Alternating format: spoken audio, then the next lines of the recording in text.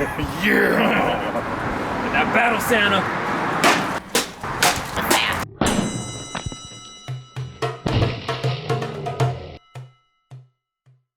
Welcome everybody to Unsheathed Sword Reviews. I'm John. I'm Vic. And today we are very excited to review the Balaur Arms 15th Century Bastard Sword. Yeah. We've been excited about this one for a while. Yeah. So for those of you familiar with the Balaur Arms line, you'll know that there's been several different manufacturers that have made the swords, all of which are designed by Cult of Athena. And recently they've been working with LK Chen, making some phenomenal swords. Probably some of the best bang for the buck swords in the sword market. 1000% agree with that statement. And you can check out several of our reviews of those swords will be linked in the description below. But recently 3 new models popped up, all of which are looking really, really cool. And not designating or specifying in the descriptions that it wasn't LK Chen, but they just looked a little bit different. So there was a lot of people assuming or inferring that it wasn't LK Chen. Cult of Athena has since confirmed that these are actually made by Frenchy Jin of Dragon King. Yep. So if you don't know, Dragon King makes lots of Chinese swords, lots of Japanese swords, but I don't think that they've I think this is their first venture into medieval European swords. So definitely sparked our interest, and all 3 of them honestly looked good, particularly the Type 14 and this Type 15, 15A, whatever you want to call it. But yeah, so I was really excited to get this particular sword in hand. So the first thing we're going to do, we always talk about aesthetics, fit and finish and all that, but we're also going to kind of say, how did the maker do in comparison to like the LK Chen line? Because there is a high standard there, right? Absolutely. No, I think that's a really good way to go about this. Also, just to talk about, Frenchie for a second, I was super excited to hear that he was involved in this because my Dragon King Meow Dao that I have, it's one of my favorite swords. Yeah. Like, that's a great sword. Super fun. So, yeah, this, and I do think it lives up to that level of quality because this is a really nice sword. Yeah, spoiler alert, it's really good. It's definitely a good sword, yeah. So, like, fit and finish wise, as compared to the LK Chen ones, I think it might be a little better.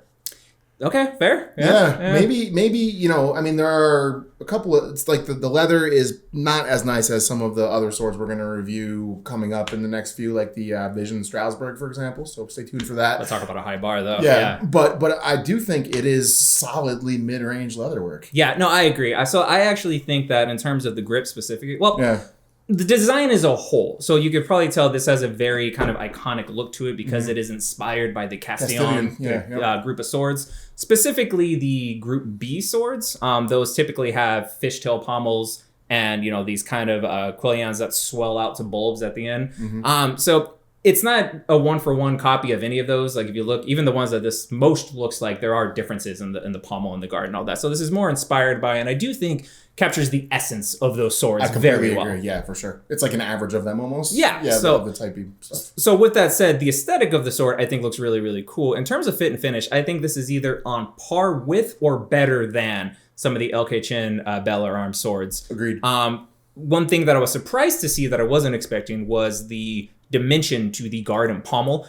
If you haven't ever seen stopper pommels in person, you might be unaware looking at a 2D image that they actually have a lot of width to them when you turn them on their side. And this has that. It has taper. The guard has taper. You pointed out when you first saw it that they're actually chamfered too. Yep. There's like no sharp edges and all that. So that I think is all on par with LK Chen. Yeah. I do think that the leather that they used is slightly better. Agreed. I'm thinking specifically of the Alexandria sword. Yeah. That I think they're both faux leather, so I don't think either of them's actual leather. But for some reason, that just felt kind of spongy, almost and it had like a coating on the top, and then it was like spongy underneath. It was very spongy. It just didn't feel good in your hand, and the way they dyed it, or maybe the way it took dye, looked bad. Like it looked very blotchy. And it modeled out really quickly. Like as soon as we handled it a couple of times, it had some blotching. No functional problems. No. It felt great. Yeah. So much so that if you'll see it on the wall behind us, I actually had that re-leathered or rewrapped by Zach Suttles of Valiant Armory. And now, that's like a high-end sword now. It feels like a high-end sword. It really does. And spoiler alert, while I do think that this grip is perfectly usable, it's perfectly good, especially for the price point, this is going to be making its way to Zach also. So if you're watching, you're about to get a message saying that this bad boy is going to get rewrapped because I think this with a high-end grip. It's going to be the same exact class as that then. Literally, it's just as good as almost anything. Agreed. Strongly agree. Absolutely. Moving on with more fit and finish stuff, the peen looks really, really good. It does. Again, way outside of its weight class, I think, in terms of the neatness of it, for sure. Not Albion perfect, but you're not paying $1,000. There's some errant hammer marks, but still looks very, very clean. Gap in the crossguard for those of you that care. One side does look Albion level. It looks like perfect. Yeah. And the other side has what, millimeter maybe? It's a bit asymmetrical, but not much at all. But there's nothing to complain about there. For $398 US before shipping and tax, I'm very, very happy. Talking about the blade, what do you think of the blade, John?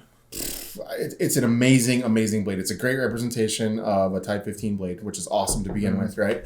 And again, I think that the blade on this sword, it's pretty much a high-end blade. I mean, I really don't have anything to complain about whatsoever with the blade. The grind is even. The tip is very well done and articulated. I have nothing to complain about. One of the positives for all of the Balaur Arms LK Chen swords was that continuous bevel all the way down. This has that also. Same thing, I don't think it's quite as sharp as the LK Chen ones, but it's very, very close, I'd say. It's certainly sharp enough to cut right out of the box. Yeah. You don't need to do anything to it. Very usable. And if you wetted it a little bit, it would be like hair popping, would not take much. Sharp. Exactly, it wouldn't take much at all. But like you said, as it is, it's perfectly usable for cutting. Absolutely. I actually like back to the grip. I like the shape of the grip. It's hexagonal. Is it hexagonal or octagonal? Yeah, So it's hexagonal grip. Feels great in your hand. Again, above its weight class price wise. I feel like it's a very, very well defined grip, and it's got the nice waist to it. It's a really, really good looking grip. My only this isn't even a nitpick. This is just preference thing. It is a little wide for me. See, it's perfect for me. Yeah, exactly. So I think it's slightly made for a little bit bigger hands because my hands I wear medium-sized gloves. Still locks in, feels good, but it's just like a hair too wide. But for you, perfect. It's perfect for me, yeah. And Scott would probably think it feels like a toothpick. So that's just a preference thing, but I'm blown away by the fit and finish of the sword. Also, talking fit and finish, it does come with a nice wood core scabbard. Appears to be made of the same type of faux leather. Exactly the same faux leather, yeah. So I think it looks really good. It's very well done faux leather. Yeah. And wood core, so it is a scabbard, not a sheath. So in terms of, again, a package for just about sub $400, really, really good in terms of aesthetics. What did we think of the handling? I think, again, the thing that blew me away about the LK Chen Balaur Arms swords was the handling. And I think this keeps that bar at the same level. I think that this sword handles really, really well. You can put the tip where you want it, which is what you want this sword to be able to do. And it also performs better in the cut than you might think it would. So, I have no complaints about this sword and its handling. Yeah, for a 15. So that's another thing to talk about is... Oakshott Type 15 are arming swords, usually have a single-handed grip, about 4 inches or so. 15As usually have longer grips. This is kind of right in the middle. Exactly, which is why I love that they called it a bastard sword, because this is like, you can get 2 hands on it, but you have to use the pommel, which to me, that's the definition of a bastard sword, hand and a half sword. And this, the way it's balanced, so it comes in at 2 pounds, 12 ounces, has a point of balance at just under 4 inches, about 3¼ inches. Like John said, you feel like you could put the tip anywhere you want, but in terms of maneuverability, this feels equally good to me in 1 or 2 hands. Like it feels like it's not made to be one or the other, but you could use it that way. Like it feels perfect in both to me. I think most bastard swords that I've held kind of lean one way or the other, I think, and this one does seem to be right up the middle. Like it's equally good for 2 hands or 1 hand. And again, I have much bigger hands than Victor does, and I can still very comfortably get my hand on the pommel and feel like I can put a tremendous amount of torque on this thing. Which also goes to speak to the shape of the pommel. Like that locks in your hand also. It feels really good. And that dimensionality of it, that thickness of it, it really does lock in nicely. Sorry, go ahead. Yeah, I was just going to say, and like this sword evolved at a time when you're basically fighting people in plate armor or, brigandine, stuff like that. 100 Years War era is when this sword was around. So you could half sword and get that reinforced tip right into people, and that would be that. Yeah, and that's the design of, like you said, 15As is the very triangular to a needle point, which this does. This is pretty wide at the base for a 15, which aesthetically looks fantastic. It does, and also 7 mil at the base is what it's listed at. We had it at 6.6, so within tolerances there, and all the way down to about 2.2 at the tip. So it has a lot of distal taper for a sword in this price range, and starts really, really thick at the base as a 15 should. And like lots of budget swords, that's kind of where they skimp out. Exactly, yeah, for sure. So pretty much just like the LK Chen Balaur Arms swords, I think where this sword, say it cuts costs, because if you watched our videos before, we talk about for budget and mid-range swords, you got to cut a cost somewhere, exactly, right? Yeah, or else everything is just going to be mediocre. Right. I feel like what they did is they made a beautiful sword blade here with the grip. The grip. The grip is It's fine. It's fine. I do think better than both the Italian longsword from LK Chen, and from the Alexandria. So it's perfectly good the way it is, but that's definitely where they get the corner. Weak link, yeah. Because the performance with this sword, holy crap. Yeah, it's unbelievable. It definitely punches way above its weight class, I think. Fast, agile, great tip control, still has authority though, like still feels like I think a Type 15 should feel, because they're not good. You probably not doing sword and buckler with a Type 15, right? So, right.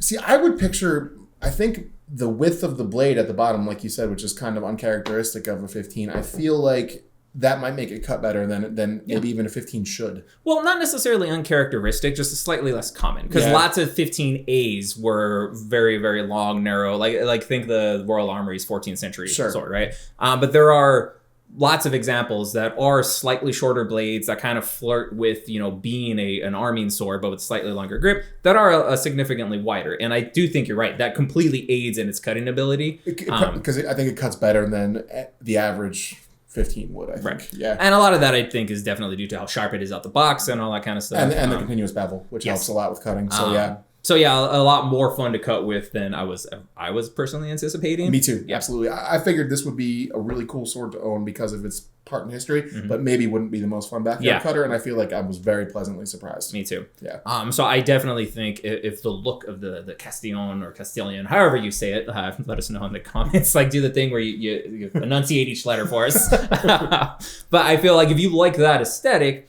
but you don't want to spend Albion level money for one of the swords in their range that they make, I do think that this gets really, really close. I think this is a fantastic option. I completely agree. And I would say this, that if you had this regripped, right? So then you're in, so this is $400 roughly, right? And then the regrip is how much? Like $100. Okay, so Zach Settles charges $100. That's insane. For $500, you have a sword that I can't picture how an Albion would be $1,000 better than that. Yeah, maybe more detail and stuff like that in certain spots. Is it $1,000 more detail? That's up for you to decide. But I honestly think that would be something that would be really magnificent to own. Yeah. Like there'd be no need to upgrade that anymore. Like literally you wouldn't need to buy another sword from Albion that has this style. Yeah, because you've got that covered then. I think. I strongly agree with that, which is why I'm such a big fan. But one of the things I love the most, one, finding a good bang for buck sword. Absolutely. But finding a good bang for buck sword that has just one little thing like this. That you can do. You can upgrade it. Yeah. If you could do it yourself, bravo. But there are lots of people that can do that for you. I like Zach's work, but you could also check out Matthew Cross. He reps things. He does fantastic work also for about the same price range. So yeah, you're not going to be out a whole lot of money and have what would basically be a high-end sword at that point, in my opinion. I completely agree. And like, if any makers are listening to this or watching this, I would say, please, if this is where you're going to cut cost, if you're going to cut costs, cut it here. Yeah. Make the blade, make the harmonics good, make the handling good, make the good solid bevel like this has. Do all those things, and then we'll handle the rest. Yeah. Do you think this is worth $398 before shipping? I cannot say yes emphatically enough. This is definitely worth purchasing. You should get it. Yeah, strongly agree. Fantastic job with this sword. I'm very excited. I'm not afraid now that they're no longer made by LK Chen. That was a concern because they were so good, and we were like, wow, that would really suck if they took a nosedive. But that's equally as good at least. Yeah, I'm genuinely hope. So when we first saw the 3 new models that came out, John was very interested in the Type 14. I genuinely hope you get that sword now, because that looks like that would be pretty good too. So love the sword. If you were thinking about this one or any of the 3 new ones from Balaur Arms, definitely check them out. Buy it right now, actually, for reasons we're not going to get into. Buy it right now. Oh yeah, that's right. That's a good point. Yeah, now's the time. Now is the time to buy. Make it happen. Pull the trigger. That's about all I got. Well, thank you very much for watching. We've got some exciting swords coming up, though, including some swords that folks have been asking about for a long time. So, keep tuned to the channel because we're going to be reviewing the Vision Strasbourg coming up here pretty soon. We heard you guys in the comments. We did hear you, yes. That the Milan's going to come also. That the plan for that is in the works, but the Strasbourg will be our next review.